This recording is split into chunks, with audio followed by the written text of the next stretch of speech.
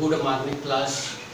आज हम विलियन से ही आदर्श और अनादर्श विलियन का अध्ययन करेंगे। हम यहाँ देखेंगे आदर्श विलियन वे विलियन होते हैं जो प्रत्येक ताप और उसकी सांद्रताओं पर राउल्ट के नियमों का पालन करता है तथा विलियन का एंथैल्पी परिवर्तन शून्य तथा आयतन में परिवर्तन शून्य होता है। ऐसे विलियन आदर्श विलियन कहलाते हैं। वैसे व्यवहारिक में कोई आदर्श विलियन होता नहीं है, लेकिन हम समान ध्रुवता वाले दो पदार्थों को मिलाने पर लगभग आदर्श विलियन मान सकते हैं। जैसे उदाहरण के लिए बेंजीन में टाल्विन दूसरा एथिल क्लोराइड में एथिल ब्रोमाइड या नॉर्मल हेक्सेन में नॉर्मल हेप्टेन मिलाने पर बने विलियन आदर्श विलियन कहलाते हैं। लेकिन है मालूम है आदर्श विलियन ये सिर्फ अध्ययन में है। हमारे वास्तविक जीवन में ऐसा कोई आदर्श विलियन बहुत कम होता है। आदर्श विलियन नहीं के बराबर है, समझ लीजिए। इसलिए हम प्रायः जो विलियन होते हैं वो अनादर्श विलियन कहलाते हैं। और अनादर्श विलियन वे विलियन होते हैं जो आदर्श विलियनों का पालन नहीं करते, अर्थात इसकी तीन स्थिति यहाँ पर भी देख रहे हैं। अनादर्श विलियन वे विलियन होते हैं जो आदर्श विलियन का पालन नहीं करते, अर्थात PA not equal P0A XA। इसी प्रकार del H mixing not equal 0, del V mixing not equal 0। इसका मतलब ये हुआ एंथैल्पी परिवर्तन और आयतन में परिवर्तन शून्य नहीं होता, बल्कि उसका मान ऋणात्मक और धनात्मक हो सकता है। इसके आधार पर अनादर्श विलियन को दो प्रकार के भागों में बांटा गया है। पहला है धनात्मक विचलन प्रदर्शित करने वाले विलियन, सॉल्यूशन स्लोइंग पॉजिटिव डेविएशन। दूसरा है ऋणात्मक विचलन वाले अनादर्श विलियन। अब ये सवाल आता है कि ये ऐसा होता क्यों है, तो इसका हम अध्ययन करें। तो जैसे हम मान लें विलायक जो है, विलायक को हम दर्शा दें नाम A से और विलय को दर्शाएं नाम B से, और दोनों को मिलाएंगे तो ये विलियन बनता है AB। विलियन AB बनता है। अब मान लीजिए शुद्ध विलायक था तो उसमें अणुओं के बीच में AA बंध था। उसी प्रकार जब शुद्ध विलय था तो उसके बीच में, विलय के बीच में BB बंध था अणुओं के बीच में। अब जब विलियन बनाया जाता है, अर्थात विलय और विलायक को मिलाया जाता है, तो ये विलियन बनता है। और विलियन इसका A बंध और इसका B बंध ये बनाता है AB बंध। AB बंध, यदि ये A बंध और BB बंध के,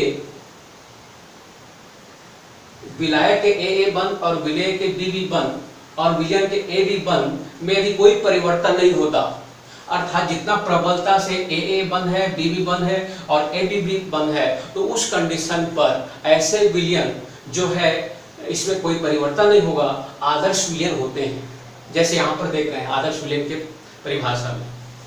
लेकिन हम यहाँ पर देख रहे हैं प्रायः जो है विलियन अनादर्श होते हैं। तो इसमें होता क्या है, यदि AB बंध दुर्बल बंध बनते हैं, दुर्बल बंध बनते हैं AB। दुर्बल बंध का मतलब होता है, जैसे मान लीजिए आपका यहाँ पर देख रहे हैं धनात्मक विचलन वाले। जैसे ये देखेंगे एसीटोन को कार्बन डाइसल्फाइड के साथ मिलाते हैं, तो एसीटोन को कार्बन डाइसल्फाइड के साथ मिलाते हैं तो पहले की तुलना में AA बंध और BB बंध की तुलना में ये दुर्बल हो जाता है बंध। और इसके जो वाष्प है वो आसानी से निकल जाते हैं, और आसानी से निकलने से इसका वाष्प दाब बढ़ जाता है। तो ऐसे विलयन को हम, जिसका वाष्प दाब विलेय और विलायक की तुलना में जब अधिक हो जाता है, तो ऐसे विलयन को हम बोलते हैं धनात्मक विचलन वाले अनादर्श विलयन। लेकिन ये दर्शाता है धनात्मक विचलन। दूसरा, यदि AB बंध यदि प्रबल है, प्रबल बंध बनता है,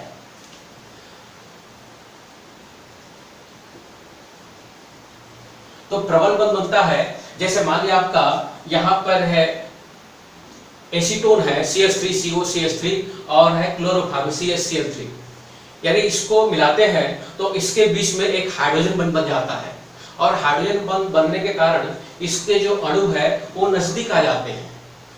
नजदीक आने से प्रबल बंध बन जाता है, यहाँ पर देखिए प्रबल बंध बन जाता है, और प्रबल बंध बनने के कारण इसके वाष्प निकलने की क्षमता कम हो जाती है। तो ऐसे विलयन जो होते हैं उसका वाष्प दाब में कमी आ जाता है। तो ऐसे विलयन को हम बोलते हैं ऋणात्मक विचलन वाले अनादर्श विलयन। अब इसी को एक ग्राफ द्वारा दर्शाया गया। देखिए, जब ये जो डॉटेड लाइन देख रहे हैं ये आपका आदर्श विलयन के लिए है, ये आपका एक हम विलेय मान सकते हैं एक को, और दूसरा को हम मान सकते हैं विलायक, और ये हो जाएगा विलयन। विलेय, विलायक और विलयन। यदि आदर्श विलयन है तो ये जो डॉटेड लाइन को दर्शाता है, ये डॉटेड लाइन यहां पर भी है। लेकिन ये धनात्मक विचलन वाले हैं, अर्थात ए बी के बीच के बंध जो है दुर्बल हो जाते हैं, दुर्बल, इस कारण से इसके बंध आसानी से टूट जाते हैं, और इसका वाष्प दाब पहले की तुलना में या विलेय और विलायक की तुलना में वाष्प दाब बढ़ जाता है। और बढ़ जाने को यहाँ पर दिखाई दे रहे हैं, देखिए इसका जो है यहाँ बढ़ गया, इसका यहाँ बढ़ गया, इसका यहाँ बढ़ गया, और इस प्रकार से इसको हम कहते हैं धनात्मक विचलन वाले अनादर्श विलयन। और इसके 3 एग्जाम्पल लिया, और बहुत सारे एग्जाम्पल हैं, लेकिन मैं यहाँ पर 3 एग्जाम्पल लिया हूँ, और 3 एग्जाम्पल में पहला एग्जाम्पल को मैं यहाँ ग्राफ द्वारा फिगर द्वारा बताया जा रहा है। दूसरा जो है ऋणात्मक विचलन वाले अनादर्श विलयन, जैसे अभी बताया, यदि मान लिया आपका A और B के बीच जो बंध है प्रबल हो जाता है, तो प्रबल हो जाता है, तो यहाँ पर वही देख रहे हैं, ये विलेय है, विलायक है, विलयन है, तो ये आदर्श विलयन के लिए है जो डाट है। अब जो है यहाँ पर मैं लिख दिया क्लोरोफॉर्म, यहाँ पर एसीटोन, यहाँ लिख दिया 80%, यहाँ पर 20%, इस प्रकार से विलयन को मिलाते हैं तो इसके वाष्प दाब में कमी आ जाता है। कमी को दर्शा रहा है नीचे में, देखिए यहाँ पर अधिक है, ये कमी हो रहा है, ये कमी दर्शा रहा है, ये वृद्धि दर्शा रहा है। तो इस प्रकार के अनादर्श विलयन को हम कहते हैं ऋणात्मक विचलन वाले अनादर्श विलयन। अब इसी से एक और होता है जिसको बोलते हैं एजियोट्रॉपी। एजियोट्रॉपी यानी कि जिसको हम बोल सकते हैं स्थिर क्वांथी विलयन। तो स्थिर क्वांथी विलयन होता क्या है? तो स्थिर क्वांथी विलयन वे विलयन होते हैं जो विलेय और विलायक अपना बिना संगठन बदले एक ताप पर उबलते हैं, ऐसे विलयन एजियोट्रॉपी विलयन कहलाते हैं। अगला पॉइंट है स्थिर क्वांथी विलयन।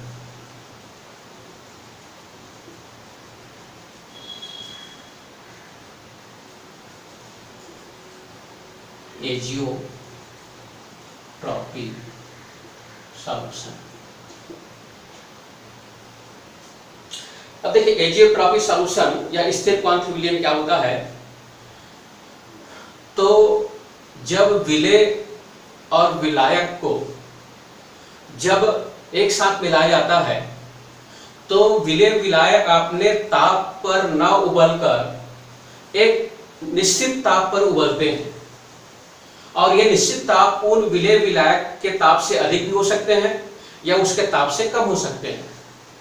और इस प्रकार से इसके आधार पर जो स्थिर क्वांथी विलयन है यह भी दो प्रकार का होता है।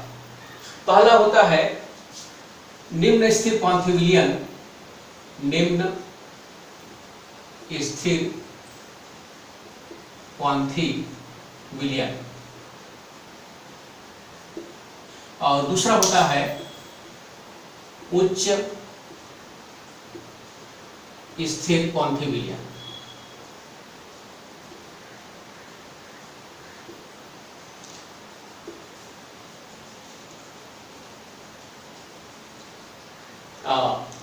स्थिर क्वांथी विलयन देखें दो प्रकार का है, निम्न स्थिर क्वांथी और उच्च स्थिर क्वांथी। तो जैसे मान लीजिए ग्राफ से उसको देखें, इधर ले हम ताप,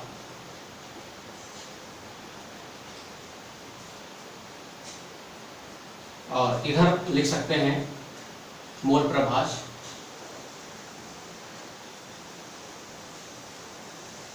जैसे दो घटक हैं, एक विलेय है दूसरा विलायक है, तो घटक ए के लिए और एक घटक बी के लिए।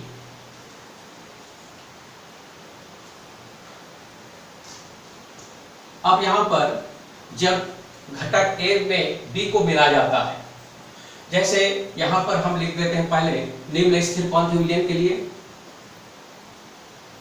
निम्न स्थिर क्वांथी विलयन।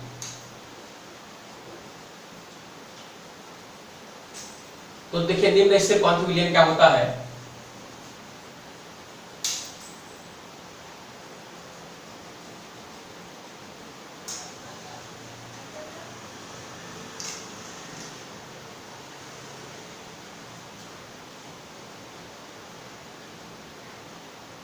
जैसे मान लेते हैं अल्कोहल ले लें, ये है एथिल अल्कोहल C2H5OH, और ये है जल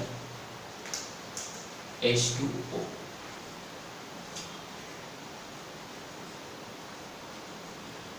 अब देखिए होता क्या है, H2O जो है ये वायुमंडल दाब पर एक ATM जिसको बोलते हैं, ATM मतलब एटमॉस्फेयर, एक ATM या एक वायुमंडल दाब पर जल जो है ये कितने पर उबलता है, इसका बॉइलिंग पॉइंट होता है 100 सेंटीग्रेड। उसी प्रकार से एथिल अल्कोहल का जो बॉइलिंग पॉइंट होता है वो है 78 सेंटीग्रेड। एक वायुमंडल दाब पर ये इस ताप पर यदि शुद्ध पदार्थ होते हैं तभी उबलता है। अब मान लीजिए आपका इसका 20%, इसका 80% या कुछ भी ले सकते हैं, आपका यहाँ पर अल्कोहल है 20%, ये है आपका 80% इस ये पर। तो यहाँ पर जब दोनों को मिलाया जाता है तो ये जो है 73 सेंटीग्रेड पर दोनों बिना संगठन बदले इस ताप पर उबलते हैं। तो इस प्रकार से हम यहाँ देख रहे हैं कि आपका इसका बॉइलिंग पॉइंट जब शुद्ध था वो 100 था, इसका बैलेंस 78 था, लेकिन जब दोनों को एक निश्चित अनुपात में मिला दिया जाता है तो अपना बिना संगठन बदले जल और अल्कोहल ये आपका 73 पर उबलने लगते हैं, जो कि इन दोनों ताप से कम होते हैं। तो इस प्रकार के विलयन जो है ये कहलाता है निम्न स्थिर क्वांथी। निम्न मतलब कम, मतलब उस ताप से कम पर उबलते हैं। तो इसका मतलब ये हुआ कि जिसका वाष्प दाब ज्यादा होता है उसका क्वथनांक अधिक होता है। ये हमेशा याद रखिए, जिस विलयन का या जिस विलेय या विलायक का वाष्प दाब अधिक होता है उसका क्वथनांक कम होता है। जैसे हम कहें कि जल का क्वथनांक जो है ये आपका 100 है और अल्कोहल का क्वथनांक 78 है। इसका मतलब ये हुआ अल्कोहल का वाष्प दाब जल से अधिक होता है, मतलब ये जल्दी वाष्प बन जाते हैं, इसलिए वो जल्दी उबल जाते हैं। अब यहाँ पर एक चीज और बता दूं, क्वथनांक क्या है? तो क्वथनांक का मतलब होता है उबलना। कोई भी द्रव जिस ताप पर वह उबलता है वह क्वथनांक होता है। तो हम इसकी परिभाषा कैसे दें? तो क्वथनांक वह ताप है जिस ताप पर द्रव का वाष्प दाब वायुमंडलीय दाब के बराबर हो जाता है। देखिए फिर से एक बात देखिए, किसी विलयन या विलेय का वाष्प दाब वह क्वथनांक वह ताप है जिस ताप पर किसी द्रव का वाष्प दाब वायुमंडलीय दाब के बराबर पहुंच जाता है तो उस ताप को उस विलयन या विलय या विलायक का क्वथनांक होता है। तो आपने ये देखा किस प्रकार से ये आपका ये क्वथनांक में कमी आता है, ये निम्न एजोट्रॉपी होता है। उच्च एजोट्रॉपी हम देखें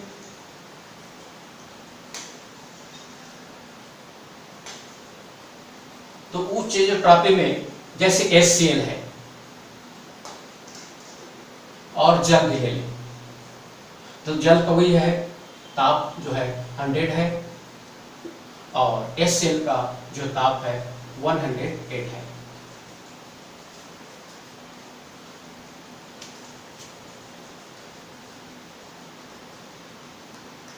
ये ताप है, इस दिशा में ताप ले सकते हैं, इधर मोल प्रभाज x a और ये ले सकते हैं b।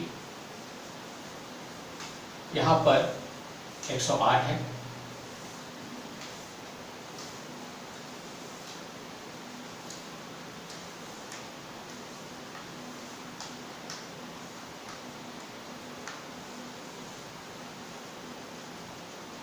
देखिए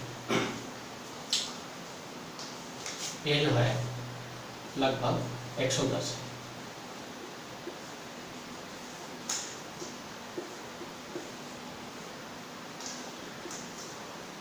विलायक विलय